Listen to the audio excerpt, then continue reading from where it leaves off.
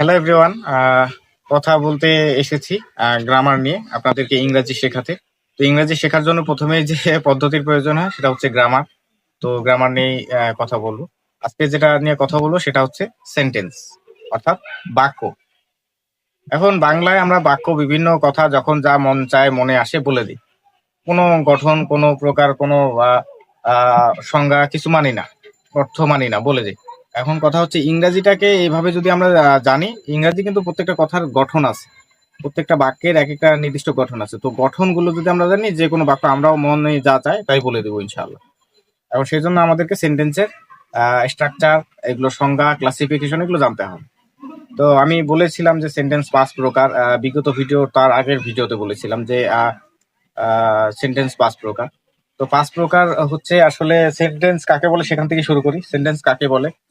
When some words are sitting beside each other and make a fulfill meaning is call it sentence. কঠিন মনে হলো? কঠিন নয়। কয়েকটি ওয়ার্ড পাশাপাশি বসে যখন মনের ভাব সম্পূর্ণরূপে প্রকাশ করে তখন তাহাকে সেন্টেন্স বলে। এখন কথা হচ্ছে সেন্টেন্স কয়েকটা ওয়ার্ড পাশাপাশি বসলে কি হবে? শর্ত দুইটা ওই সংজ্ঞার মধ্যেই দেওয়া। একটা হচ্ছে পাশাপাশি বসতে হবে কয়েকটা ওয়ার্ড, আর একটা হচ্ছে আপনার মনের ভাবটা সম্পূর্ণরূপে প্রকাশ করতে হয়। ওই যে বলেছিলাম যে আমি তো ভাত হতে পারি না, আমি ভাতটা কি করি, খাই না কাউকে দেই না দান করি, সেটা বলতে হবে। আমি ভাত খাই, তাহলে সেটা হবে সেন্টেন্স। এখন সেন্টেন্স হচ্ছে পাঁচ প্রকার ক্লাসিফিকেশন, অর্থ অনুসারে সেন্টেন্স পাঁচ প্রকার: assertive, interrogative, imperative, exclamatory and objective. এখন প্রথমেই বলি অ্যাসারেটিভ নিয়ে কথা। অ্যাসারেটিভ হচ্ছে বিবৃতিমূলক বাক্য। বিবৃতি বোঝেন? বিবৃতি হচ্ছে বর্ণনা কোনো বিষয় সম্পর্কে। এই যে বললাম যে আমি ভাত খাই, সে স্কুলে যায়, হ্যাঁ, গরু ঘাস খায়, এগুলো হচ্ছে বর্ণনা কোনো বিষয় সম্পর্কে, স্বাভাবিক, খুব সচ্ছল স্বাভাবিক বর্ণনা। তো এগুলো হচ্ছে অ্যাসারেটিভ, অ্যাসারেটিভ সেন্টেন্স। অ্যাসারেটিভের গঠনের ব্যাপারে তেমন কিছু নাই।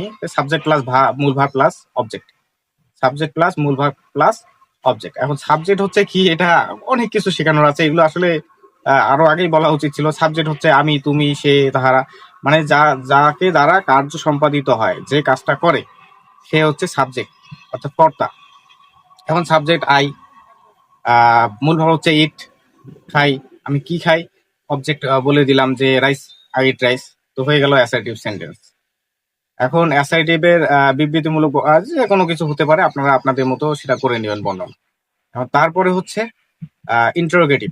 ইন্টারোগেটিভ হচ্ছে খুব, আমার কাছে মনে হয় খুবই ইম্পর্টেন্ট একটা বিষয়। কারণ আমরা নিজের সম্পর্কে বর্ণনা করতে পারি, যখন আরেকজন সম্পর্কে কোনো কৌতূহল সৃষ্টি হয় তখন প্রশ্ন করতে হয়। আর এই